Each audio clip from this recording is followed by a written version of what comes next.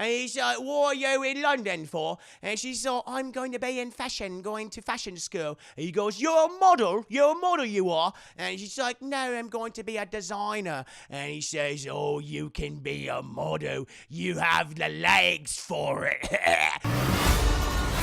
You can't save me.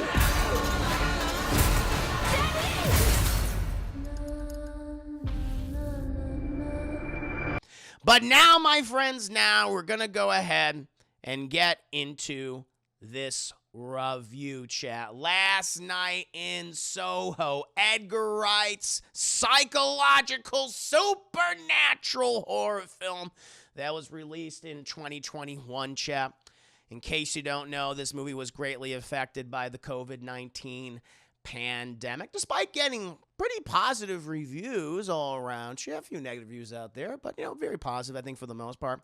It did not do very well financially. It was a bit of a box office bomb. Had a budget of about $43 million, which that money is on full display, and Edgar Wright uses the money well, in my opinion. But it had a box of about $23 million. Like a lot of movies, sadly, chat, that came out that year, they just very negatively affected by the COVID-19 pandemic. But before I go ahead and get into nitty-gritty details about this movie, chat, before I share my opinion on this film, which I've seen recently, a lot of people have been telling me to see it. Chris Ayers in particular has been telling me to watch this movie, all right? I want to hear your thoughts. I want to hear your opinions. Ty, thank you so much for the very generous... Hold on. Let me get that up there. I had that on another page right there. Chat, so many tabs. Too many tabs. Ty, thank you for the 36 biddies. That was very kind of you. Thank you, Caro. Good to see you here, Caro. I hope you're doing well. I hope, yes, my Monday's going great. And it's even better now that you're here. But I've just been asking the people. I want to hear you, Ty. I want to hear you, Caro. I want to hear everyone else here. But I want to hear your opinions, chat, on Last Night in Soho. What do you think of Edgar Wright's 2021 supernatural horror film, Last Night in Soho? What do you got for me, chat? Before I go into details about this movie, maybe I like it, maybe I don't. I'll share it with you. For your wife, it says Last Night in Soho is my favorite movie of 2021. King Cody, I'll go to that. Following up for K Wife, it was my favorite movie of 2021. I never heard of all of it until this month. Wow, okay, that's cool. I like that. Good, I can exaggerate. Remember, I've not seen Last Night in Soho. I don't know if I want to be spoiled on it. I'm going to get in those spoilers, baby. You better hold on to your butt, because I'm going to be spoiling the hell out of this movie. There are some twists. There are some turns. There is a big fucking reveal, even though I guessed the reveal. I did guess the reveal by the end of actually, probably in the first 30 minutes, but I was like, I know what's going on. But still, it's fun. It's fun. Lanely, sadly, Edgar Wright has too many BO disappointments, even though his films are great and deserve better. Tyler Wade, always good to have a first-time chatter. It was one of my favorites of last year. Nice change of pace for Edgar Wright, going very serious, and I hope he does more in this vein. The twist is a bit too much. I actually liked it. I mean, I guess what the twist was in the movie, and I liked the actor. I loved what the actor was doing in those scenes, especially for, you don't. I'll get into a chat, but once you get to a certain age, you're kind of relegated to playing certain types of characters, and I like that they gave this particular actor something really fun to do as a great last performance, especially, chat. Bad Boy, I haven't been out of my house since quarantine started, so I haven't been able to see any movies that wasn't animated. I'm sorry, Bad Boy, I'm sorry. Ty said love Last Night in Soho a lot. Of course, Last Night in Soho is inspired by Roman Polanski's movie called Repulsion, which I have not seen. Ironic. I fell asleep. Low. Oops, Trailblazers, no. Is it a monster movie? It is a supernatural movie. There are spirits. There are specters. There are ghosts, if you will. I have a certain name for these ghosts, and I'll share that name with you. Those who have already seen or either watched or heard my audio-video commentary, you already know what I call these particular brands of ghosts, chat. But I'll share that with you in just a bit. Yeah, this is a movie where figuring out the twist early on damages. No, it didn't. No, it didn't damage it at all. Believe me, I still liked it. I still liked how it all kind of played out. It wasn't that kind of thing where it's like, well, I figured it out, so therefore it's bad. Like, no. I was like, good. I was happy I was right while watching. It was like, very good, very good. Tyler, it was fine, but I think it got a little too ridiculous for the third act. Everything else was pretty great. Matt Smith was a highlight for me. Matt Smith, he was a son of a bee in this movie, Chad. A lot of people were actually, you know what? A lot of the men in this movie. Well, let me just also say, I mean, yeah, we're mentioning some of the actors' names, Chad. It's got a very good cast. Got Thomasin McKenzie, who's a rising star. Obviously, Anya Taylor-Joy. Matt Smith, Chad, who came to prominence, you know, playing the Doctor and one of the iterations of the Doctor in Doctor Who. And Terrence Stamp, of course, Chad, fucking kneel before him. And this also features the last, as far as I know, this is the last on-screen performance, Chad, of the late, great Diana Rigg, which, if you've never heard of the name, you've definitely seen her, especially if you watch Game of Thrones. She played Queen of Thorns in that series, Chad, which she was the grandmother of Marjorie Tyrell, Natalie Dormer's character, and I thought she was spectacular. She's also probably, you know, best known, or certainly well known for playing a Bond girl, Chat. She was in the George Lazenby Bond movie, On Her Majesty's Secret Service, and she has the noble distinction of being the first wife of James Bond in that series, Chat. But she's done so many, she had done so many other amazing things. Performances on the stage, of course, on television, and of course in films. And this, Allie, was her last role. And I will say, as I said during my audio video commentary, it was a great one to end her career on because she gets a lot to do in this movie, and there are a lot of surprises with her that I thought were pretty fun. But yeah, chat. Now I must get into, so I'm actually glad that we have a diverse crowd today because some of you have seen this, some of you have not seen this, and so I get to exaggerate. I mean, I'm always going to exaggerate, chat. You know me during these reviews. But I'll make it fun, chat. I'll make it fun.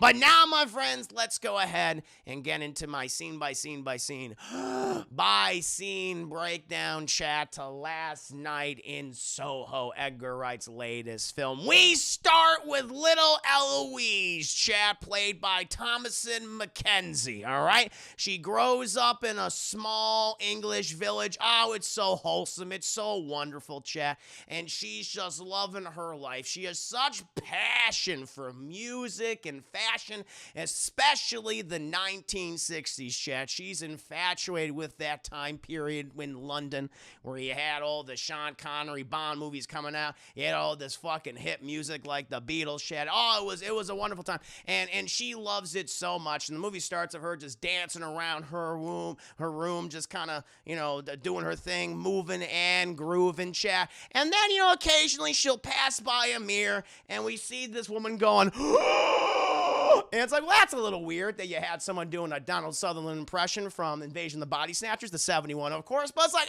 she's having a good time. I'm sure it's fine, chat. But she's dancing and things, and eventually she bumps into her. She has a record player. She's a goddamn, she's a millennial, of course, chat. She's a fucking hipster, of course. She has everything on vinyl. But as she's flopping around the room, because she's a woman in bloom, chat. She's going through the change, and she's got these big fucking hands and feet, and she doesn't know what the hell she's doing. But she trips. Hits the record player, Chet stumbles, and then she looks in the mirror, and there's just this fucking woman just staring in the mirror like that. It's really weird, Chet, just like, occasionally going, it's like, that's a little odd, what's going on? And then all of a sudden, Granny, her gran, as she calls him, she stops in front of the door, and she's like, is everything okay, Ellie? And she's like, oh, I'm okay, Gran. My mom is just looking at me in the mirror. It's like, well, that's a little weird. Why is Mom looking in the mirror, Chet? Well, we find out from Gran, as you know, Gran and Ellie, they're waited with bated breath, Chet, because Ellie, she wants to be a fashion designer, and she's just submitted this application, this big old fashion school in London, chat, because she just wants to leave the country. She wants to become a big old fashion designer here in the city and stuff, and working with all them city folks. But we learned apparently that Ellie's mom, who has since passed away, also had those same aspirations, chat. And I guess, you know, she went to London and she got pregnant and she had Ellie and the mom killed herself. And ever since then, Ellie's mom's been haunting her for years, chat. We learned from Gran, because Gran asked her, it's like, are you seeing your mother again? And Ellie lies and says, no, I haven't been seeing it. It's like, but we just saw fucking Ellie's mom going, like looking at her in the mirror. And so we learned, chat, that she's just like a little female Haley Joel Osment, chat. She sees dead white British people. That's her power, chat. That's what we got with her.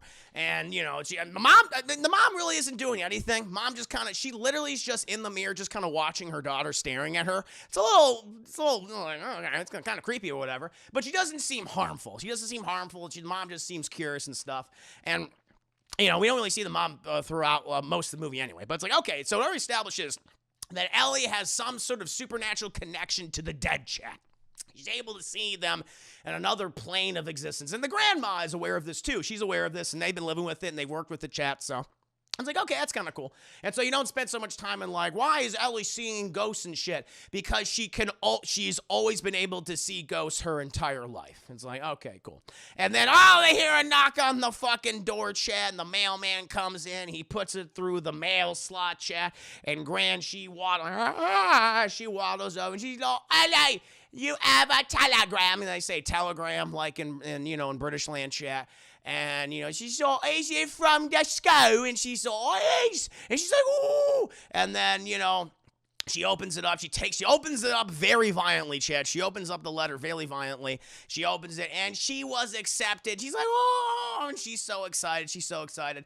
And then she goes upstairs, and she's packing. But Gran is a little concerned, though, because obviously Gran, her daughter, went to London all those years ago, ended up getting pregnant, apparently had a bad time and everything, and then eventually killed herself. And she obviously doesn't want the same for Ellie. And she's like just trying to make sure, you sure you want to do this? I know it's your passion. And she's so, I do, Gran, I do so much. She just don't understand. But I always feel the need to call me. She's like she's not overprotective. You know, they're clearly very close. They have a loving relationship. I actually like the grandmother in this movie. She's not in a lot, but she does a good job. She does a good job both here and the couple times that she appears in throughout the film. And, you know, Grandma's like, did you pack your socks? And then she goes to she just takes out her drawer, and, like, none of the socks, despite having a mind for fashion, her mind seems to be all over the place. And it's just all these multicolored socks, and they all look like they stink. It's the kind of socks that you clearly have been wearing these for a few years, and they're kind of gray looking despite, like, being multicolored, but they all look kind of gross and shit. And she just dumps all them socks in there. She takes all of her Gran's records. The Gran encourages you. She's all, I'm so happy I got you hooked on all this music. I'm going to miss you playing these records. It reminds me that you're close right to me heart.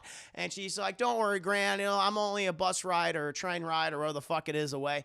I'll be sure to call you every day. But, you know, she's not going to call every day. But she packs all that away, chat.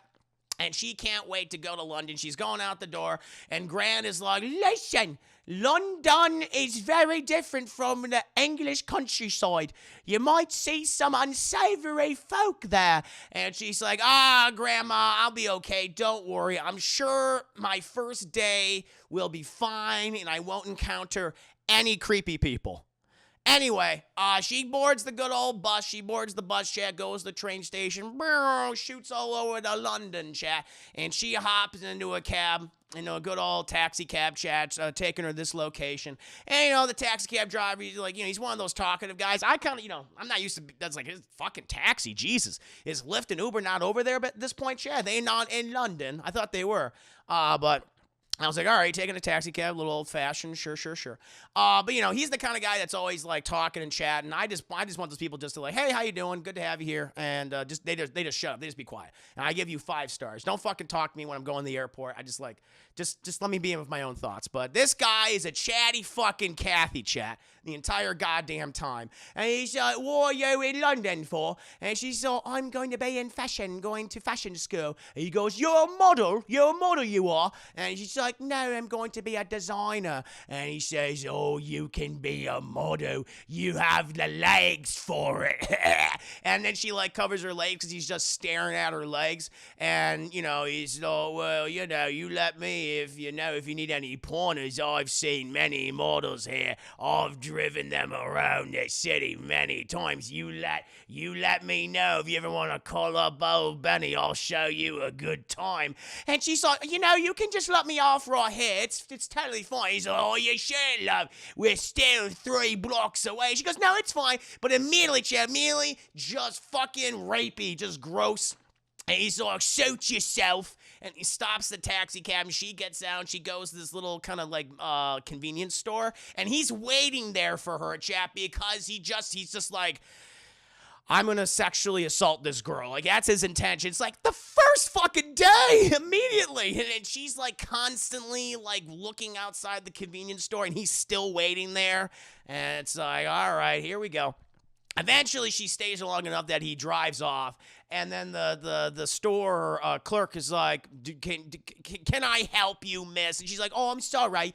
Do you have any Coca-Cola? And then we're introduced to the other very prominent character in this movie, Coca-Cola. They definitely helped pay for this movie because Coca-Cola is featured throughout this film. Like, it occupies like 2/3 of the screen in many, many shots. She gets this Coca-Cola, and she's like she's rolling her suitcase filled with, moldy gray socks and all her vinyl record shit and all of her ideas for fashion down the next 3 blocks till she gets to like this dorm, because I guess she got like part of this. The only reason why she was able to do this fashion school is because she gets like an allowance from the school to do this, I suppose, and like a loan program. And she gets the dormitories. You can stay in the dormitories there. Like Harry Potter. And she has her Coke can, and she has her suitcase. She's walking there, and she gets it into school, and, it's all kind of a little chaotic. Actually, it's not that chaotic. It just seems like just cold. It looks like fucking dorms in any college shit. Just miserable, and just smells like BO, and it's just gross. It's just gross. It's going to get grosser as time goes on as more people get there, chat. And she enters in the room, and we meet, I'm sorry, chat, but this fucking bitch named Jocasta. She's like, her name is like, her whole name is like Jocasta Schmegeldorf or whatever. But, she's the kind of girl like, well, I'm going into fashion, so I'm not going to have my last name Schmegeldorf. And so she just goes as Jocasta now. She like literally like they have the names on the door.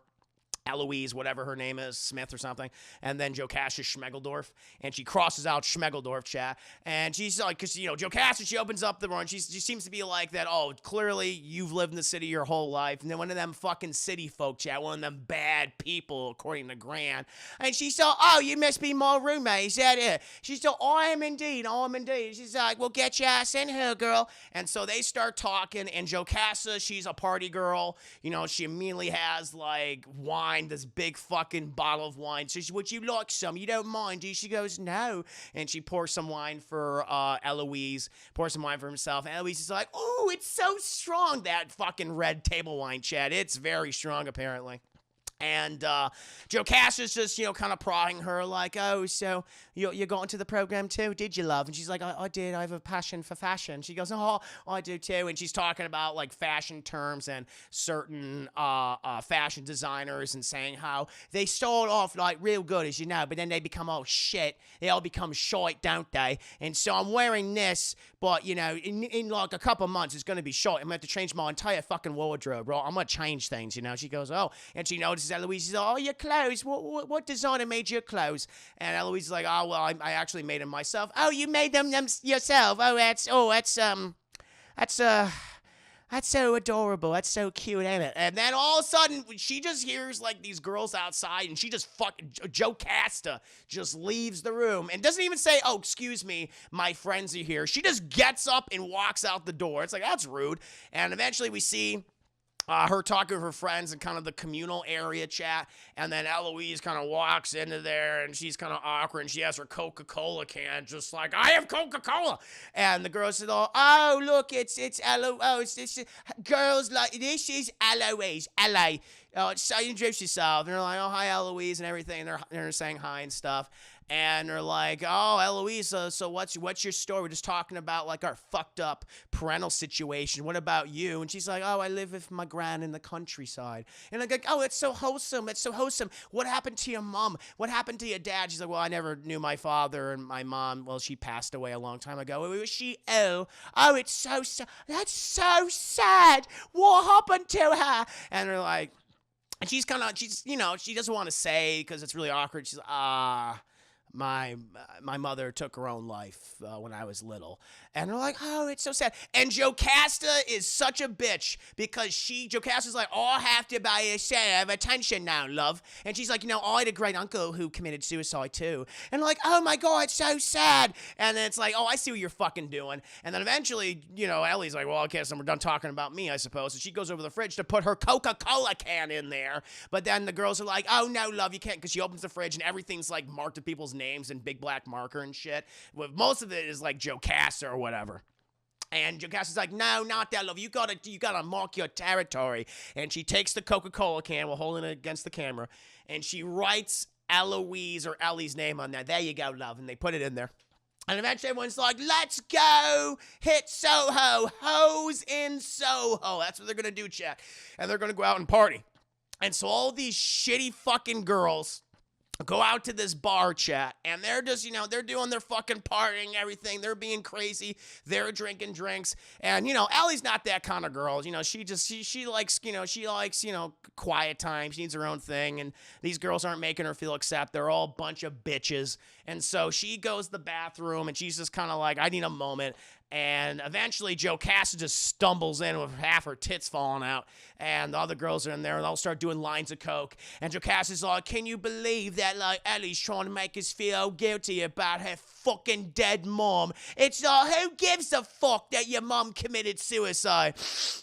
And she's doing coke. And Ellie hears this, and it's like, this is just horrible. This is just horrible, chat. Kirstando, welcome to stream in summer, baby. Hope you're doing well. Just talking about what a bitch Jocasta is. Talking horrible shit to Ellie. And while, doing lines of coke on this really just gross toilet. And no one wants to see that, chat. Ellie feels really bad about this. She goes back home, goes back to the dormitory. She's just like, I'm going to tuck myself in, has her phone out, listen to her classic 1960s music, just trying to wow, this day could not get any worse. And all of a sudden, boom, the door just crashes open, and Jocasta is just grabbing onto this guy's ass, chat. She's taking all of her shirts off, and he's grabbing her boobs, and it's like, whoa, what's going on? She pushes him onto the bed, and Ellie's like, oh! Immediately just freaked out by this.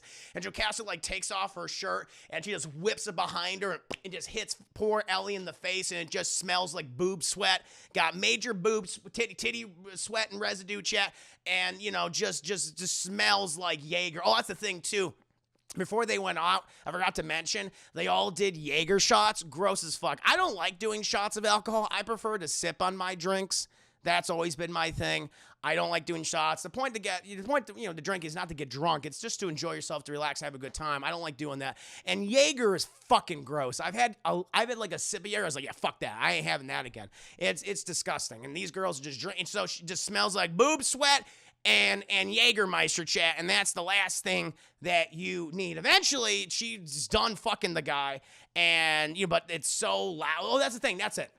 No, Jocasta's still fucking that guy, and, Ellie's like, this is really weird, and so she leaves. She's wrapped up in her blanket, and apparently the whole dormitory's having a party, even though classes are the very next day. It's like, come on, kids, Jesus Christ, let's get some sleep. I guess I'm just becoming an old goddamn man, Chad, but I'm on Ellie's side completely. She goes in there, and all these guys are just drunk, and are like, hey, what's your name? You look very pretty. What's under that blanket, love?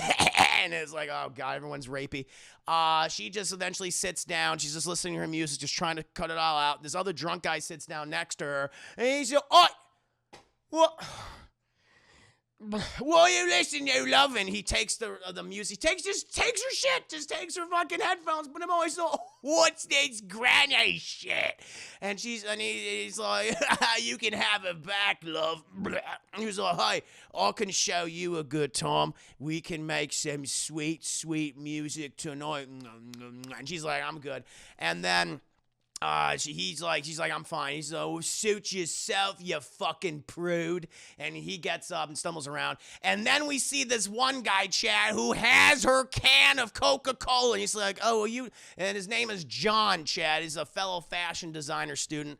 And he's like, oh, would you like something to drink? You seem kind of lonely. And she's like, that's my Coca-Cola. And he's like, is your name Ellie? She is. Like, it is. And he's like, oh, he's like, well, you can have it. But no, not a good first night, chat, or first day. And then, boom, it's morning. She fell asleep there, chat, and she looks at her goddamn watch and goes, ooh, I'm late for class. And so she has to get dressed really fast. She heads over, chat, and she just made the class as they were taking roll call, chat. We've all had that before. Passed down on a college party, yeah, there's a good chance she's probably got to grow. Oh, definitely, there's no doubt. All the male characters, with the exception of this, well, John, this guy they offered her something to drink, they're all rapey. Every male character. Maybe, okay, John, who we just met, and this other guy, this Irish guy who works at this bar that Ellie works at later, kind of normal. Just like, I just want to do my job and go home and see my kids. That was about it. Everyone, all the other male people, weird, rapey, gropey men. That's all they do. And it gets worse from there, Chad. It gets worse from there. Believe me. But thank you, by the way, for the 10 minutes. No, thank you, drunk guy. But she gets, she's like, oh, she goes to class, and she gets there at the very last minute. They're doing roll call, and the only seat, and it's just like, I remember this. I just remember all this about college life. It's like, fuck this. And it's like, it's so crowded in there, and it's cold, too. It's all cold. And she sees the only open seats right next to John, who took her Coca-Cola. He's like, oh, he's sitting next to me. And she goes, sits next to him as Joe Castor and her friends laugh at Ellie for being she's not even late. She made it. And like the person, the teacher's like doing the roll call thing. And Ellie's like, yeah, I'm Ellie. I'm Ellie Smith. And she goes, what do you need? And he's like, we're just taking roll call. She's like, oh, I'm sorry. And Joe Cass and her fucking bitchy friends keep, just being assholes. After that, she's like, yeah, screw this. I can't stay at that dormitory. This can't be my nights and my evenings after class. It's just too difficult. It's too difficult. And so she calls Gran. And she lies to Gran because Gran's asking her about, like, oh, how was your first day? Was it fun? And she goes, it was so much fun, Gran. I have so many friends. And it's like, she doesn't. Maybe John, but he's like, we don't know. And then Joe Cass and her bitchy friends are just awful to her. And after she hangs up with Gran, who's just, very curious and just want to make sure she's doing okay. She's never been by herself before, really. She sees on this board, and it just happens to fall down. This piece of paper that was on this board just happens to rip from this little tack in the thing. She picks it up, and it's offering this apartment. This apartment that she can go to, Chad. It's part of this kind of, at least this room within this apartment that she can go to in this tenement building or something. And so she goes to this apartment, chat, where she meets Diana Riggs, who plays the character of Miss Collins. She's the landlady. And she knocks on the door. And Miss Collins, who is it? Who are you? And she's like, oh, I'm just interested in the space that you have. She's like, oh, all right, come inside. And, Miss Collins, she makes her some tea and everything like that. She's like, okay, listen now, love. You seem like a well-off sort. What do you do? What are you here for? Why are you in London? She goes, oh, I'm into fashion. I want to be a fashion designer. She goes, oh, fashion. Okay, that's nice. And she says, what kind of fashion you like? She's like, I really like the 60s. Oh, the 60s. What a time they were. Yeah, weren't they just grand? Weren't they just great? She goes, oh, yeah, they were grand, all right. She goes, okay, you're being a little weird, but all right, fair enough. She's like, yeah, I'm just really interested in the space, if you don't mind. She says, oh, well, I'll fucking show it to you. And so they go up the stairs, chat. They go up the stairs, and, as this, this is going on, Miss Collins, Anna Riggs going, now, listen, if you're interested in this place, I want to let you know. Don't be too loud. Don't be doing the laundry late at night, okay? Because it rattles something awful in our head. She says, I don't do the laundry. She goes, what do you mean you don't do the laundry? He's like, oh, I'm sorry. I wouldn't do the laundry at night. She goes, all right. And don't be bringing home any male company, okay? I've had so many girls stay here before they bring home these men. Oh, they treat them awful, they do, those men. Don't be doing it. I don't want to be busting down that goddamn door while you be screeching and hollering and shit. I'll kill him. I'll kill him myself. And it's like, okay, that's very oddly specific. So they go up to the room, and it's, it's very, retro looking. It feels like a grandma. What if...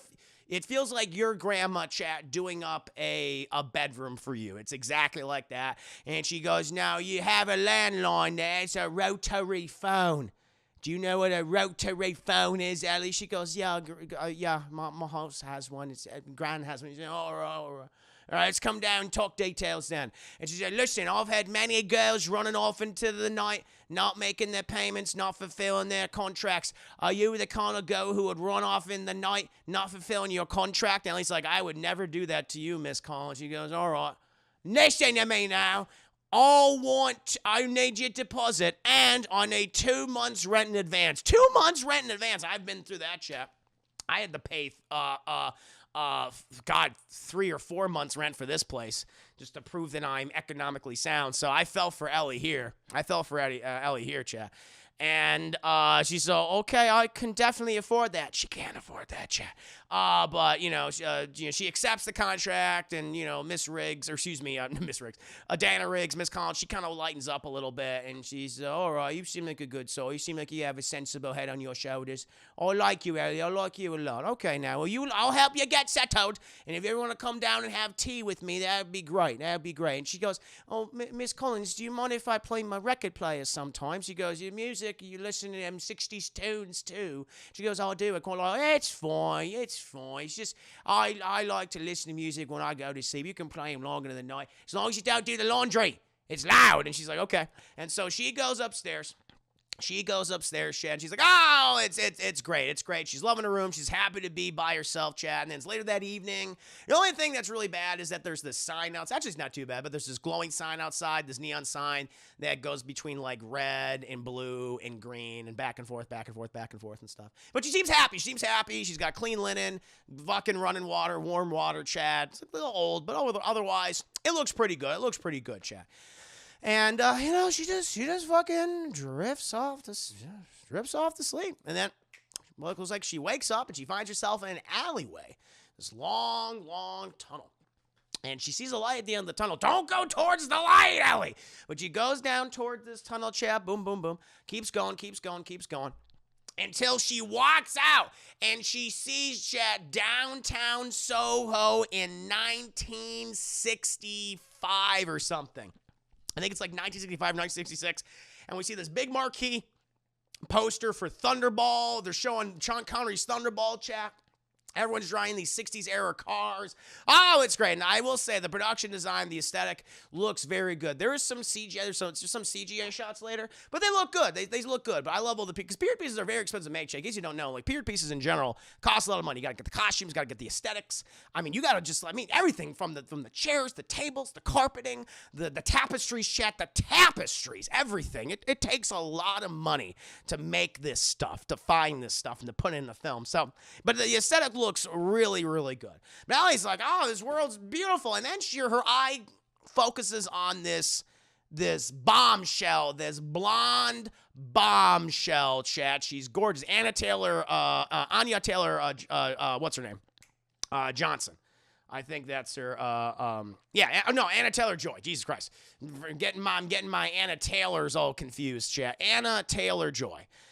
She focuses on this girl, and she's just in this pink dress. And that's the thing, because she walks up to this mirror, and it's not her. She doesn't see herself because she's wearing this PJs or whatever.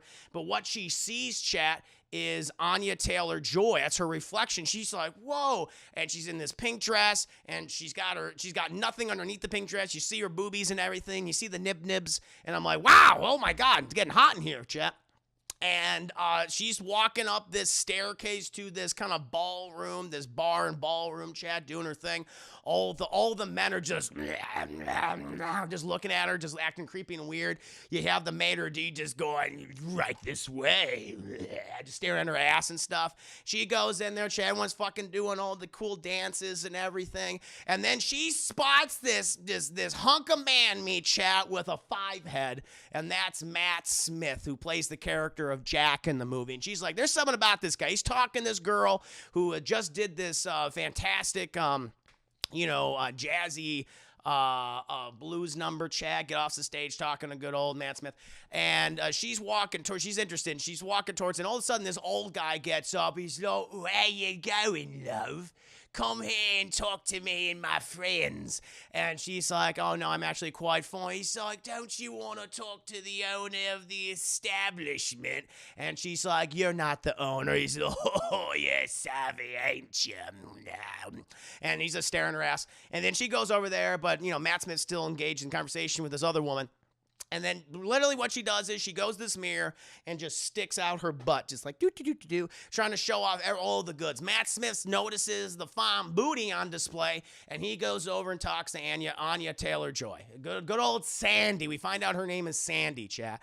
And he said, what are you doing here, love? What's a fine piece of girl like you doing in a place like this? And she goes, I just found someone I like to talk to, and that's you. And they start flirting back and forth and everything, and they have a couple of drinks, and they have a cigarette. share a cigarette. And he's like, well, you like to dance? He goes, I like dancing. I love singing too. She's like, you like to sing now, do you, love? She goes, yeah. And he's like, I'm a manager for, I think the other girl who was saying, I'm a manager for her. She goes, are you? Well, would you be interested in any new talent? He goes, well, I think I'll be interested in some new talent. Yeah, I just had an opening recently, but let's see what you got when it comes to dancing. And they go and dance on the fucking floor, Chad, and they're doing the twist and shit. They're killing it. And everyone's like, wow, these people are so pretty. And Anya Taylor-Joy with her big old fucking eyes and her butt. And Matt Smith and his handsome features and his giant Cro-Magnon 5. Everyone's like just captivated by these specimens of humanity. But then all of a sudden, the guy who was accosting Sandie earlier, who is, oh, come here, love. He gets up and he's like, oi, come over here. I want to talk to you. I want to dance now, too. And Matt Smith's like, she's not interested in dancing with you, right? And she's like, I don't want to dance with him. He's like, come on, don't be. And he uses some colorful language to describe a Sandie chat. But he basically, some of the more PG-13 things. He's like, you know what you are? Yeah, fucking slut. You don't put out for anyone. Yeah, slut. And Matt Smith's like, what the fuck do you call her? Oh, go there, a fucking slut. What are you gonna do about it? And then, bah, he gets punched in the fucking face, and Matt Smith just keeps punching this guy. And eventually he takes him. He's like, oh, he falls down. And then Matt Smith, they run around the whole fucking ballroom. And then they go into like a phone booth that's within the club itself. And she gets so turned on by the fact that he just punched out that creepy guy. And they start just making out and, just grabbing booty and grabbing Bazunga's chat. And we see that in Anna Taylor-Joy's reflection, we see Thomasin McKenzie's character is Ellie, and she's being kissed and groped by Matt Smith and getting nibbled on. She's like, this is like the best dream ever. This place is great. And then they get out of that, and they see that the security has arrived. And they're looking for Matt Smith and Anya Taylor-Joy's Sandie. And like, we got to get going. And so they get going, they jump in his car, and they start driving around 1960s London. The CGI looks pretty good here. It looks, CGI, I could tell, but it looks good. I like the aesthetic, chat. It's like a bunch of just neon shit on top of a lot of brownstone buildings. And that's Soho. That's London in the 1960s and everything like that. And eventually, good old Matt Smith's character drops her off at her place, which is the place that Thomasin McKenzie now lives, in that exact room. Drops her off, and he's like, can I see you tomorrow? And Sandie's like, of course you can.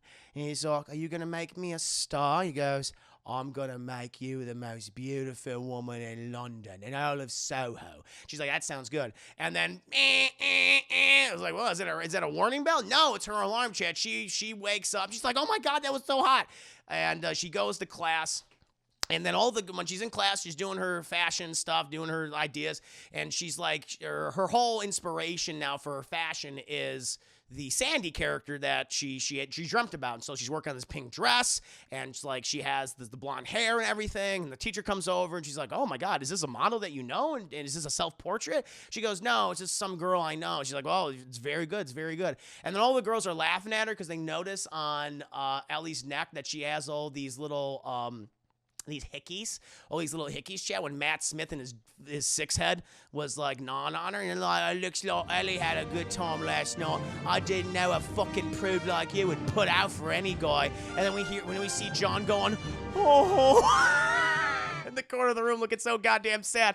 And she's like, what? And she goes to the bathroom. She notices like the hickey. She's like, oh my God, was that real? Did that really happen? Did I go to the 1960s? Am I time traveling? What the fuck is going on? Oh, she was very wet, yeah. Chris, stop being creepy. Tell every single male character in this movie to stop being creepy. You won't be able to, because they'll never stop, chat. They'll never stop unless someone stops them. And we'll get to that in a bit. By the way, thank you to the real PYT for the follow. I hope you're having a very nice evening. You're my new huckleberry. Absolute pleasure to have you here right now. But She's like, ooh-wee. Ellie's like, ooh-wee. I can't wait to go and have another dream about Sandie and Jack. He's such a great guy, so wholesome, so caring. And it's the next day. Jack picks up Sandie from her apartment. And they drive over to this club called, I don't know, the Rockette. Has like an R, the Rotterdam, the Rat Nest. I don't fucking know. They go into this club. It's kind of like a basement club. Goes in there. There's one guy is like, looks like he's doing some accounting information. He spots Jack and he sees Sandie. Goes, whoa, what have you got here, Jack? He said, I have some prospective talent, I do. And he's like, what can you do, love? And she's like, well, I like to sing. And he's like, all right, sing for us, little birdie, sing for us. And she goes on stage and she goes the whole thing from the trailers, downtown, ba-da-na-na-na-na, downtown. She fucking is like, oh, she's great, knocks him dead. And the manager of the club's like, all right, so she can indeed sing. And Matt Smith's like, that and more. It's like, what does that mean? That was weird. And but hey, Sandie, here's her clock going off. Oh, it's great. What another great dream. And she just wants to become Sandie now. She's like, I'm just obsessed with this. My life is great. She goes and gets her hair done just like Sandie, gets them blonde colored hair. Looks good. Goes to shop for some 60s looking fashion check. She just wants to be Sandie. She has this jacket on. But she notices once this person who's helping her get her stuff's like, I'm going to go see if you have the belt for it, whatever. And she notices in the reflection of a mirror, the club she's seen in her dreams is there. She turns around, she goes out the store, she's like, it's the Rat Nest or the Raquettes or whatever the fuck it's called. And it's right there. She just, she can't believe it. She's like, whoa, this is real? Is it a dream? What's going on? And then the store is like, are you going to fucking pay for that, love? She's like, oh, sorry. And so she goes in. And she rings up the white jacket, which she looks very good in, and the price is like £325, which is a lot. First of all, I mean that's fake British money. I want to know what £325 is in a real American money's chat. £325, $2, $426 American dollars. Jesus, and she's like that much money, that much fake British coppers and shillings and shit and doubloons or whatever you British people have. And she's like, oh yeah, no problem, I can definitely pay for that. She can't pay for that, but she puts on a credit card. And she's like, all right, well, I gotta go and get a job. And so right across the way, chat, there's this Irish pub. And where they are definitely seeking help. And she talks to this one of only two male characters who is neither rapey nor trying to kill her. And he's this Irish guy. He just is like, just go. Listen, love, just go down to the basement and talk to Margaret. She'll help you out or whatever. And she goes, he's just busy. He doesn't have time to be rapey or murderous. He's just like, I am too busy to do either of those things. I'm trying to help thirsty customers. She goes down there and she's like, you have the job. And that's where we meet Terrence Stamp, who's just looking at her like this the whole time, just it's like being really weird. She's like, oh, okay, that's kind of odd. His character's name is literally Hansy, chat. He was quite the ladies' man back in his day, if you know what I mean. Wink, wink. It's like, cool. She has a new job. She's serving a whole bunch of horny, rapey drunks in this Irish pub, and she's having all these great dreams about the wonderful life of Sandie and Jack. Well, she then goes back to apartment, has a little sleep. Can't wait for the next day. Can't wait for this new dream. And she wakes up and she finds herself in the club, the Rat Nest, or whatever the hell it's called. And she's in the audience. All these weird, horny old men just, just sitting there in the audience. She's like, this is weird. And all of a sudden, this show starts.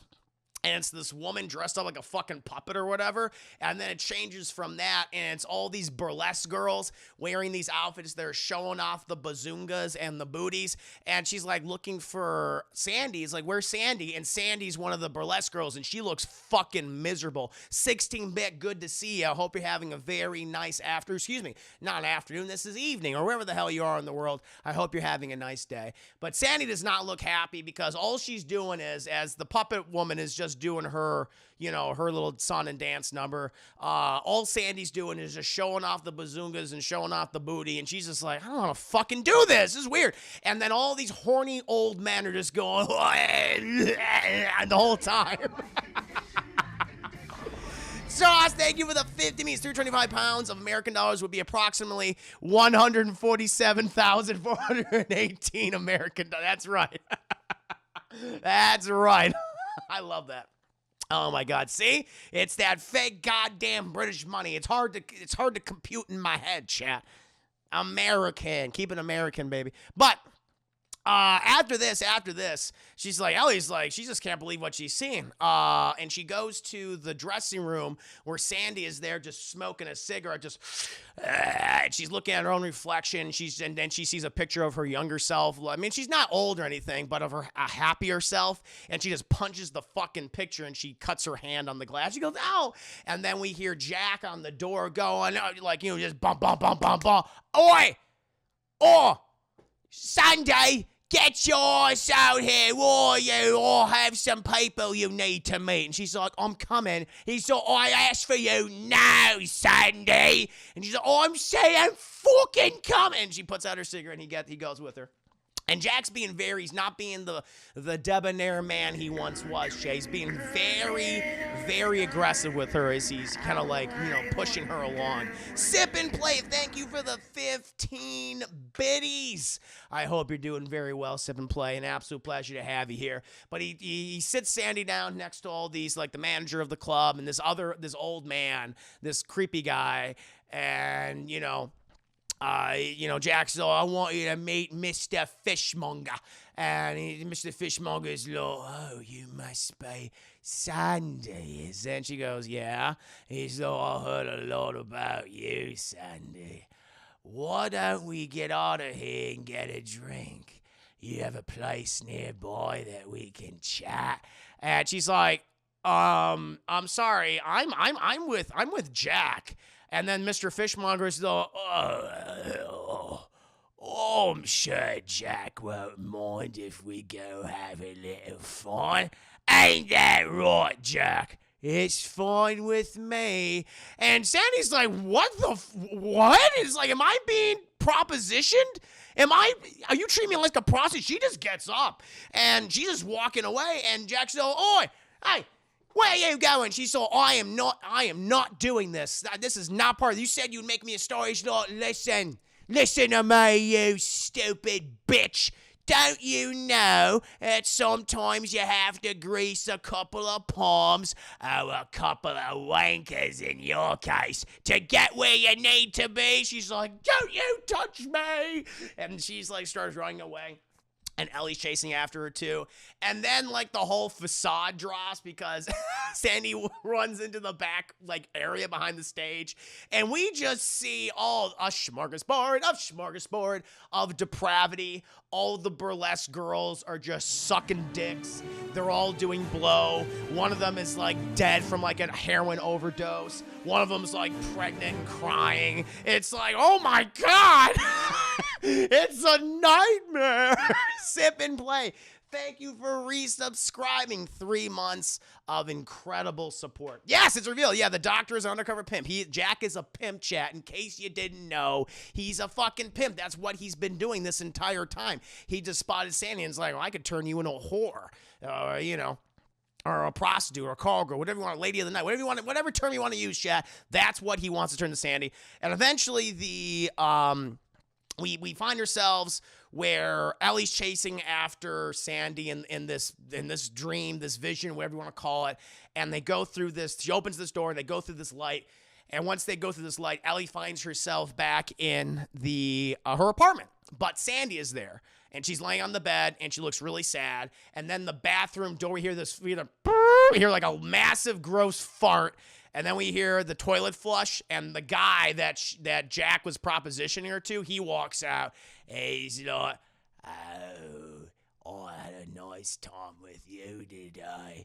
Oh, don't pretend to be sleeping, love. I know when you're sleeping. And then it's like, oh my God, it's just It's just a nightmare, chat. It's a nightmare filled with sexual depravity and coke and just gross old men. That's all it is. That's all it is. Eventually after this, then she wakes up out of her dream and she's just really freaked out by the whole thing. And we see it's the next day. And, like, Ellie is leaving class, and then John comes over, and he's like, hey, I just wanted to make sure you're doing okay. You seem a little distracted. Would you like a Coca-Cola? It's prominently featured in the shot. And she goes, well, thank you. He's like, well, listen, if you ever want to open up to me, I'm not, just talking. You go to the library and maybe get some coffee. Let me know. And she's like, all right, thank you very much. Eventually, she goes and she goes to work or whatever. And Hansy, good old Terrence Stamp, he starts asking, like, Ellie, like, all these questions. He's like, love, there's something about you that it reminds me of someone I once knew. And I just can't put a name in their face, but I've seen you before. And she's like, okay, all right, thanks, Hansy. And he's always trying to touch her and stuff. He's Hansy for a reason. And, like, even the Irish guy who's just so busy, he's too busy enough to be rapey and gross. Because, what's his name? Ellie, she asked him, like, what's this guy's deal? And he's like, he's just been around for, like, decades. This used to be his town. He used to know every girl. He used to know every girl coming out of every bar. He had his hands on many a woman back in the day. And she's like, They call him Hansy the Octopus, chap. Who could he possibly be? After that, she then goes back to the apartment, and she has another dream, but it's not a nice dream. Sandie has now become a whore under, Jack's thumb, and where he sends her to this nightclub, and he just gets her addicted to drugs and coke and has her dance and everything, and propositioning man after man after man, always giving a different name. My name is Alex. My name is Alexandria. My name is Annie. My name is, Andrew, whatever. Until eventually she's meeting with this one guy who, she just says, my name is Alex or whatever. And he's like, is that actually your real name? And she goes, what are you, a copper? And he goes, I am a cop. Yes, that is actually what I am. And prostitution, as you know, is illegal in London, in 1960s London. And she's like, well, we didn't do anything. He's like, listen, girl, I'm just trying to help you, okay? Jack guy, he's a piece of fucking shit. All right, I've seen many girls like you, been abused by him, and you have an opportunity to get out. It's not too late for you, okay? I'm just giving you a warning, all right? It's like I can't press any charges against you or against him or anything, but I'm just telling you the facts, okay? Ty, thank you so much for the Timmys. I didn't know what the movie was about, but the visuals are great. The visuals are very pretty in all these scenes, like the aesthetics, the dancing, and then when she's on drugs, really good. That we just see this montage of all these just gross fucking guys. She has to sleep with all of them. They're all like really rapey and everything, and she's just sadder and sadder. And Ellie's seeing all of this shit.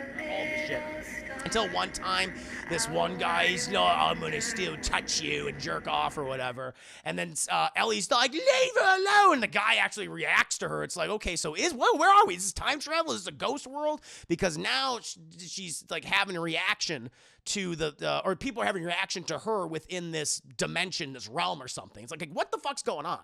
And, After that. Oh, thank you, Sip and Play, for all the, oh my God, Chad. Thank you for your generosity. Sip and Play with another 30 biddies. And again, Ty, thank you for the 11 biddies. I appreciate that. But then, Chad, we cut. We then cut because she says, leave her alone.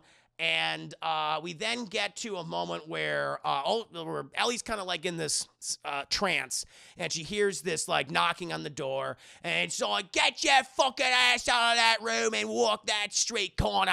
And she's like, I won't do it again. And then Jack bursts into the thing, and Ellie's like stuck on the bed in Sandie's position, and we see Jack with this huge fucking kitchen knife right on top of her.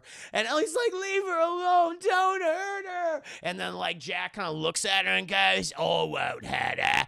I'll just kill her. And he just starts stabbing her in the boobs, chat. And as we know, when you get stabbed in the boob, you die. And Sandie is murdered by Jack, chat. And fucking Ellie's like, no! And then Jack's like, now I'm coming for you, Ellie. And she's like, oh my God. And he like stabs at her at one point and everything. And she wakes up, chat. And she's like, she's so freaked out. And then as she like turns on a light, a whole bunch of shirt cock ghosts appear in front of her, chat. As far as the eye can see, there looks to be at least a dozen guys, a dozen just, gray faced old men wearing like undershirts, but with these shriveled gray ghost cocks just going, eh. And she's like, oh, and she fucking is. You would do this too. You would freak out, and you would. She runs to the bathroom, chat. She like knocks over the shirt cock ghosts, and she runs to the bathroom and just locks herself in there, and just like, and then it's like morning and everything, but it's not good. Because she can't sleep anymore, because now she is constantly being haunted by either Matt Smith, Jack, and his brigade, the dozen and a half shirt cock ghosts at this point. At one point, she's sleep deprived, she's at school, and she freaks out, and she's like ripping up this dress she was working on that's like the exact dress that she saw Sandie wear in the first time she saw her. Teacher comes over. She's like, it's okay. We all have these moments where we get frustrated. It's all right. You just need sleep. I can tell, but you have this passion. I see this passion in you, and like, don't destroy your work. And then Ellie, she's just so stressed out and sad and everything now because of what she's seen. And then John's like, Ellie, I know you might not be feeling great, but if you need a change of pace, it's Halloween. It's all Hallows Eve tonight. And, I was just thinking you might want to go to the Halloween dance with me. And she's like, okay. And so they go to the Halloween dance, and John's like making her feel a little bit better about the situation, making her feel better about herself. He seems to actually care and be wholesome, we'll see. And they go to the party. And he's kind of dressed up like a ghoul, and she's dressed up like kind of like a Morticia Addams, esque character, if you will.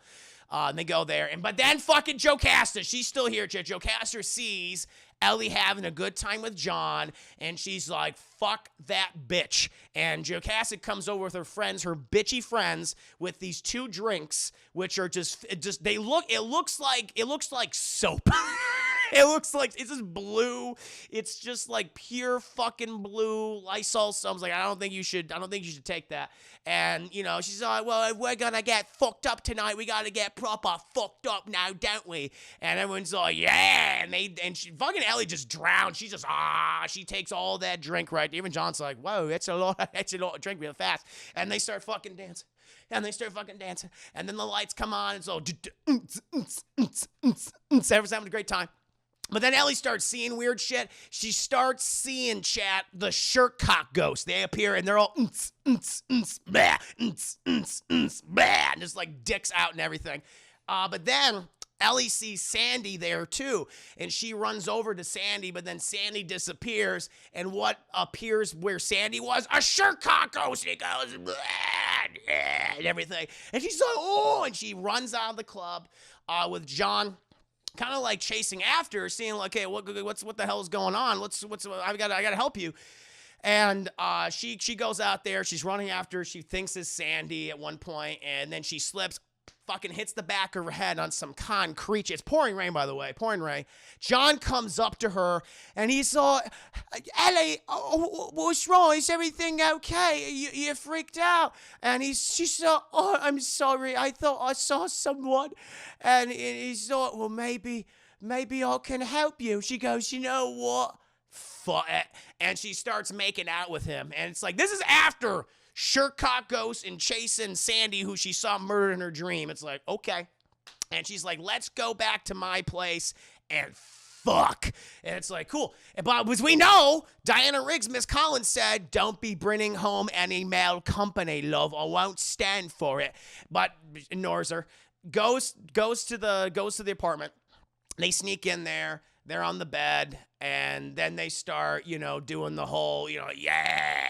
They start fucking, but mid-fuck, Because also there's a fuck mirror above them. You know those kind of mirrors, like, you know, like from them, like in the 60s and 70s, people can watch each other have sex. They watch, you know, just do that. She notices that it's not John that's fucking her. It's now Jack. It's Matt Smith and his 7-foot tall forehead. It's just, and she's like, no, it's too much brow. And at one point she fucking freaks out, starts screaming, help! Help! And then we hear Diana Riggs downstairs. Oh, I told you not to bring home any mail company. And Sean's like, I got off of you. I'm sorry. Did I hurt you? I didn't mean to. And then she's like, get off of me. She pushes him. And he falls back into this dresser and breaks this mirror. And fucking, I gotta give this. You gotta give this to Diana Riggs, Jack. You gotta give this to Miss Collins. Miss Collins just bursts. She fucking Kool-Aid mans herself through that. She eats herself through that door. Oh, yeah. And she looks at John. She's like, get out. Get out. She's like, I'm sorry. But he like steps on all the broken glass. It's like, ooh, shit. He's just like, I gotta get the fuck out of here. He's panicking. And then Miss Collins is looking at her. Miss Collins just looks disappointed. And she's so... Did he hurt you? Are you all right? And she said, he didn't hurt me. He didn't hurt me. I just thought I saw something. I just got scared, Miss Collins. And Miss Collins, she's like, I told you not to. We'll talk about it in the morning, okay? I'm going to come up here. If you need anything, I'll make some tea. I'll leave it right here. But we'll talk about it in the morning. And so then she leaves the tea there. And Ellie's just so freaked out. She's in the bathtub again. She like has a piece of the mirror in her hand, just like, oh. She's so scared. Miss Collins comes to the door and see her in the morning, and she's like, what is going on? And she's like, I'm sorry. I went to a party, and I think I got drunk, and I think I got messed up. I'm so sorry, Miss Collins. It won't happen again. And she's like, I'm just, you know, Miss Collins, she softens up a bit, and she's like, listen, all right, you're not the first one to do this, you know, I get it. I mean, I had my crazy times back in the day too, believe me, bringing home mail company, but, you know, but I do it for your protection, your safety. And she's like, I know, I'm sorry. But she's like, Miss Collins, I just have a question. Has there ever been a murder in this apartment, in this room? And Miss Collins is like, there's been a murder all over town. A lot of murders going on in London. Someone's always disappearing every night. I watch the news. It's horrible. It's horrible. That's why you got to stay safe. Got to protect yourself, okay? And she's like, but there's like no history of murders. And Miss Collins is like, not that I know. And she's like, okay, well, cool. And so then good old Sandie chat. She's like, I'm going to, where should she go now? It goes back to the room. Oh, yeah. She's like, okay.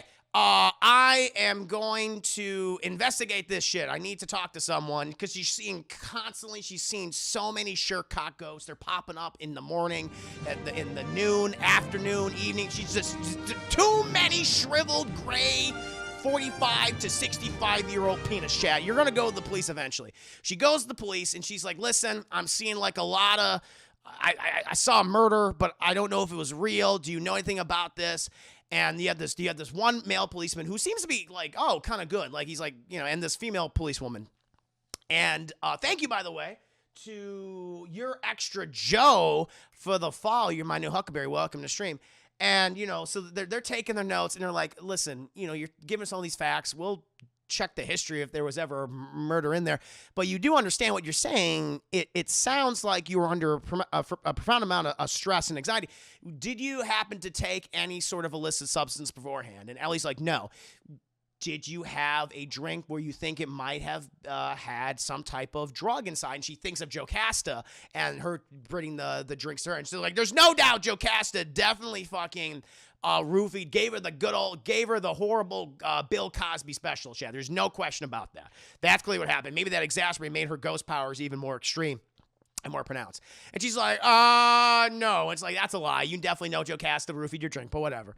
And she's like, the guy's like, okay, listen, I'm gonna talk. We're gonna talk about this, but for now, this is all we can do for you, okay?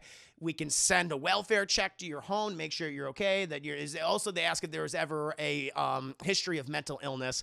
And she's like, I want to talk about that, and it brings up her mom and everything. And after that, Ellie she vomits everything out of her stomach because of all the roofie juice that she had. And she steps out, and then and she's sitting on this bench. It's the guy's bathroom next to the women's bathroom, and it's the male cop. He's going, "There's this fucking crazy slut I just talked to. She has a good pair of tits though." And it's like, oh my god, even that guy's a fucking creep. It's like, oh my lord. And then the female officer comes over and she's like, yeah. She's like, listen, we can definitely send an officer over there. We can talk with, Diana Riggs if you want, but we're here for your welfare, Ellie, if you need anything. And she's like, I don't need you. And she runs out of there. She's like, I'm going to solve this mystery on my own.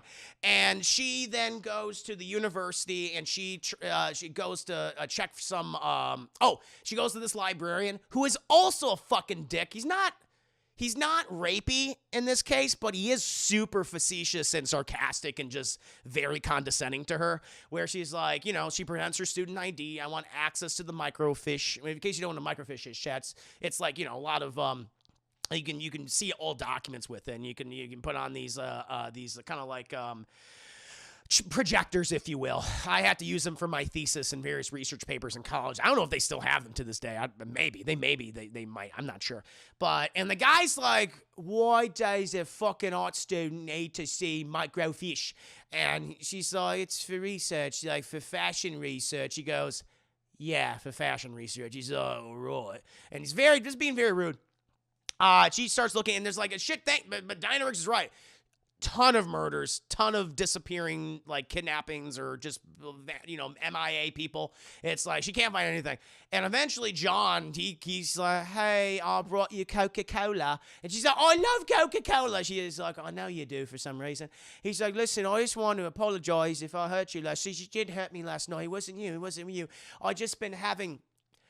Okay, listen, I'm just going to tell you a lot right now, and you just got to go with it. And he goes, okay. And she reveals that I've been seeing dead people my entire life. There's Ghost Mom. Ghost Mom's been haunting me for everything. And I'm seeing a whole bunch of shirtcock ghosts. And John's like, all right, sure, I believe you. And it's like, bullshit, John. Bull fucking shit. He's too wholesome for his own good, chat. Way too wholesome. He just wants to get with Ellie. I see what this is about. And he's like, well, I can help you do this research and find this Sandie. I'm going to go get some more. Oh, that's the thing. She's like, I need more boxes of these newspapers and these files and microfiche. She goes, oh, okay, I'll go get more microfiche. But while she's looking at the papers, chat, more shirtcock ghosts show up. And they all start trying to grab her, and she runs away, and she grabs a pair of scissors at one point, and she's like, leave me alone, you fucks. And she sees Jack or whatever. He's like, and she goes, oh, and she's just about to stab Jack in his giant engorged forehead. But then all of a sudden, John comes out of nowhere and grabs her wrist and stops her, chat. And then Ellie goes back in reality, and she is like an inch away from stabbing Jocasta in the eye, chat, which in hindsight, she should have stabbed that bitch in the eye because she's a piece of shit human being. And Jocasta's like, what the fuck did you almost do? And John's like, it's okay, it's not what you think. And she's like, this crazy fucking bitch just tried to kill me. Security. And she's like, no. And John's like, don't worry, Ellie, I'll deal with it. And fucking Ellie's like, feet don't fail me now. She just runs away at this point because now she thinks she knows who Jack is. Jack is clearly still alive, and it must be Terrence Stamp. Terrence Stamp, Hands of the Octopus, must be Jack. He's that pimp. He was a ladies' man. He knew all these ladies back in the day. That has to be it. And so she goes, but I don't know how she worked in fashion school and had time to have all these weird nightmares and visions and do all this research. Also work at a pub, and she goes there, and everyone's upset with her. It's like, where the fuck have you been? Get down there. Hands of the Octopus wants to talk to you, and he wants to be served. And she goes down there. Hansy's playing this song called Eloise, and he's doing his whole fucking thing. And, Eloise confronts him about, you said, you asked me one time that I remind you of someone. Did you know this girl named Sandie? And Jack's, Terrence Stamp goes, yeah, I knew a Sandie. I knew a lot of girls back in the day. Yeah, they used to say you're a bit of a ladies' man. He goes, how dare you? Oh, I still am a ladies' man. You never lose it. You never lose. He does all these bar tricks for her. And he's like, what do you know about this girl, this Sandie? He's like, oh, happens to a lot of girls. You know, they get involved in the drugs and the sex. And they can't help themselves, you know. They bring it on themselves, you know. And she's like, that's horrible. That's horrible. And she's she also is recording the whole conversation, everything. And she's like, why? Did you know where she lived? And he goes, yeah, I knew where she lived. I used to know where all the girls lived. It's what I used to do. And she's like, well, I've been recording this whole conversation. You murdered her, didn't you? And he's like, oh, I'm not going to be talking to you or any police officers anytime soon. I've had enough of these conversations and these disingenuous interrogations and accusations. Good day. And she's like, wait a minute. He said, I said good day to you. And he like goes out the back way. And she's like, you fucking killed her. I saw you kill her all those years ago. And he's like, and he's in the middle of the street. And he's like, listen, I didn't kill the fucking slut. And boom, he's hit by a fucking car.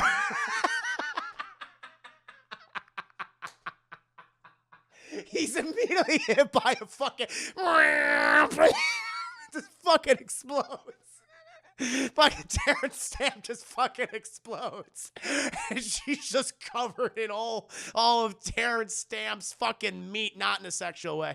And everyone comes out of the pub and they're like, oh no, what happened to Lindsay?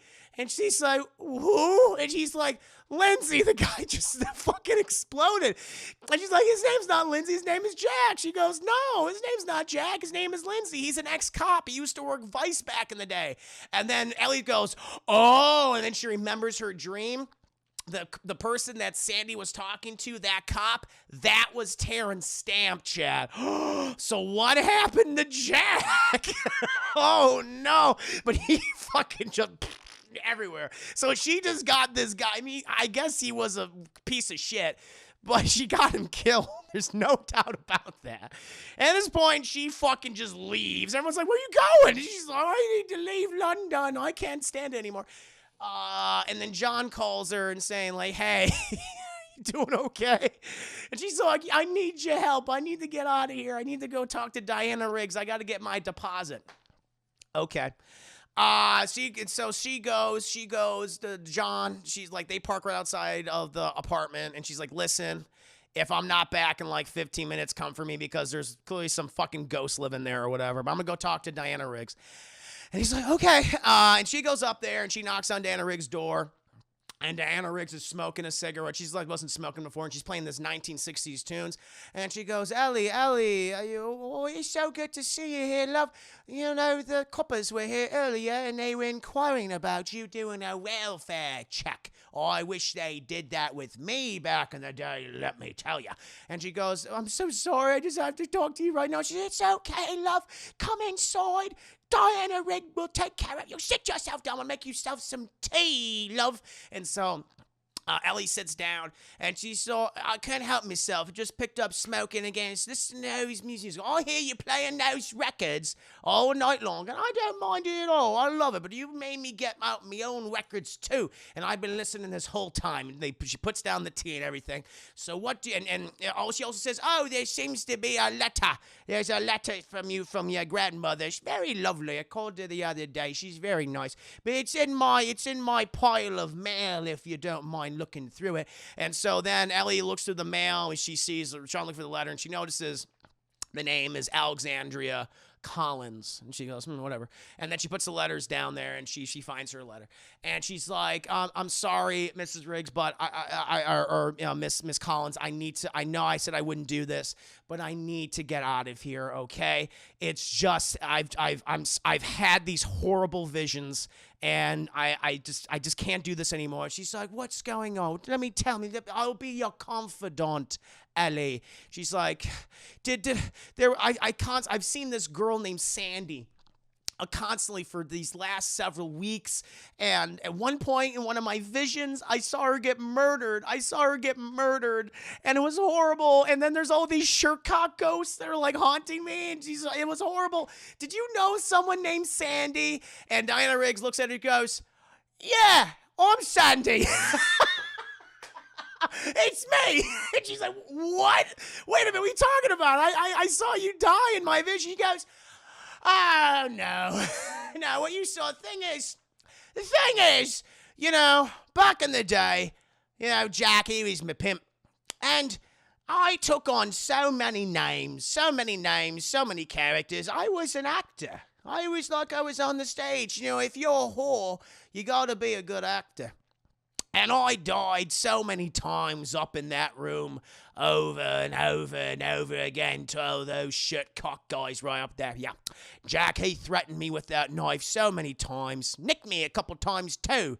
But then one time, I didn't take it anymore. And then we see what really happened, where Sandie fucking freaked out and grabbed the knife from Jack and stabbed the shit out of him and killed him and murdered him, chat. And she saw, yeah. And the thing is, so many people went missing back in Soho in those days, in the 60s and 70s and 80s. And Jack, he was just the first. And we see, chat, all these guys with the shirt cocks, she killed them all. She slit their throats, stabbed them, chat, and she buried them in the walls of the apartment. That's what's going on. And she's like, oh, yeah, it stinks something awful in the summer, but, oh, those restaurants, the gentrification, if you will, covers it up with, oh, them foreign scents, it does. And so people don't notice, people don't mind. But, oh, those men, you understand me, Ellie? Oh, those men deserved it. You're not gonna tell anyone, right? And she goes, yeah, no, I totally understand. They all deserve to die. And she goes, yes, they did, Ellie. And she's like, listen, Miss Collins, I swear, you hope you like the smell of garlic. I hope you like the smell of garlic. Yeah, I noticed that, the garlic. I was like, I see what you're saying. And she's like, well, I promise I won't tell anyone. And Miss Collins like, oh, I know you won't tell anyone.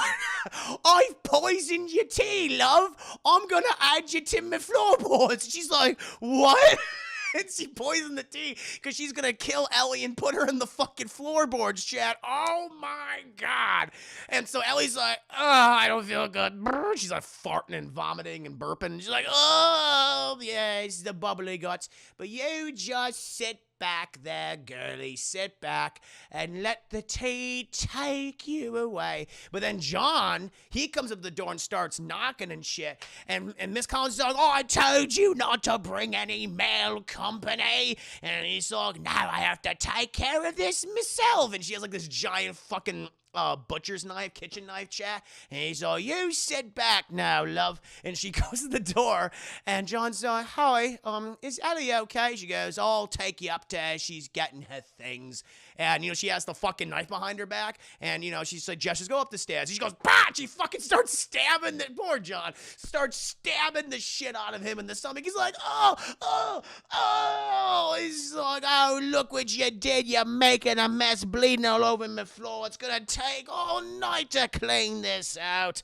Oh, dear. And then Ellie, she has set fire to Sandie, Miss Collins' apartment. Yeah, it's all fucking burning down at that point. And Miss Collins comes in. She's like, what have you done? And Ellie's like, bah! And she punches Miss Collins. But Miss Collins, Chad, Diana Riggs, she's a tough old broad. It doesn't take one punch to knock her down, because she fucking gets up and goes, you little slut, look what you've done. Downtown. Downtown. It's like, what the fuck is happening? And then it's constantly going in between present day and past, where Diana Riggs becoming Anya Taylor-Joy as Ellie's going. It's actually a beautiful scene. It's very well shot, very well choreographed, like the CGI, where Ellie's like, just going up the stairs, like crawl up the stairs, as it's cutting between like Diana Riggs slashing her, and then at one point it'll turn to Anya Taylor-Joy and she slashes her. It's really neat. And eventually, Ellie just like, fuck it. She just kicks Diana Rigg right in her boob. And she's like, more boob.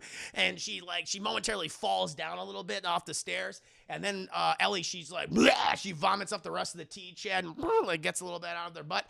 And then she goes up to her room, chat. But then all the shirt cock ghosts start like coming out of because they're all in the floorboards and walls. They all start bursting out and start grabbing her legs and stuff. And she's like grabs the pieces of the mirror and starts stabbing them and things. And then they start shooting out of the bed frame and they're all like groping her and everything's being gross. And they're like, ah! And then finally they have the rotary phone. And this one guy, the first guy she kills, and Jack's there, and he's like, yeah, and he's like jerking off. And this one guy, the second guy she killed, he prevents the phone to her, and he's like, kill her. Kill her. That's why they've been haunting her, chap, because they're all her victims. They're all the people she's killed over the years, and they want Ellie to either reveal what she's done or kill her. And then Diana Rigg, she does fucking Kool-Aid's man through the door, and she sees all the shirt cock ghosts, but now they all look human again, and they're all like, oh, they're all scared of her, and Jack's like, there's my girl, and he's like, creeping gross, and eventually they all disappear. And then Ellie, because, the whole fucking place is on fire now at this point. And Ellie's like, I know what they did to you, Sandie. I know what they did to you. But then the popos arrive, chat. They're all wee, woo, wee, woo. They're all outside at this point. And, Miss Collins, Sandie's like, listen, I didn't want it to get this way, but they took so much from me. They took away my life, and I had to do it. And she goes, I understand, but you can't throw away your life. She's like, I ain't going to fucking prison. And like Diana Rigg's about to slit her own throat, Chad. She's like, I'm gonna bleed out on this floor. And Ellie stops her at the last minute, but she cut herself pretty good.